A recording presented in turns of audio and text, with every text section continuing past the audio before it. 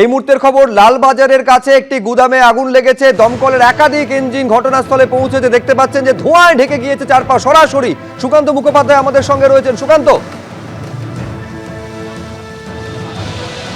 দেখো 21 নম্বর RN Mukherjee road, যা hair street থানার মধ্যে পড়ছে, সেইখানে এই যে গোডাউন রয়েছে, যেটা আমরা পুলিশ বা দমকল সূত্রে জানতে পারছি যে পাম্পিং টুলসের গোডাউন, সেখানে আচমকা এদিন আগুন লাগে। এই মুহূর্তে দমকলের 5টি ইঞ্জিন কাজ করছে এবং দেখা যাচ্ছে যে ইতিমধ্যে ভেতরে যে পরিমাণ ধোঁয়া সেখানে মজুত হয়ে আছে সেইটাকে এক্সস্ট করা হচ্ছে। তো ভেতরে প্রচুর পরিমাণে ধোঁয়া সেখানে মজুত হয়ে আছে। সেই ধোঁয়াকে নিষ্কাশনের যে পর্ব, সেই প্রসেসটাকে কিন্তু ইতিমধ্যে এখানে করা হচ্ছে। দমকলের আধিকারিকেরা এখানে এসেছেন।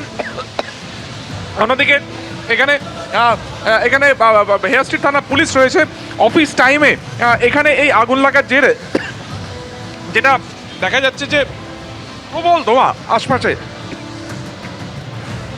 বুঝতে পারছেন যে এত ধোঁয়ায় আমাদের প্রতিনিধি রীতিমতন কথা বলতে পর্যন্ত কষ্ট হচ্ছে এবং একটা হোস পাইপের মতন দেখা যাচ্ছে সুকান্ত, যেটা দিয়ে ধোঁয়াকে বের করার চেষ্টা করা হচ্ছে।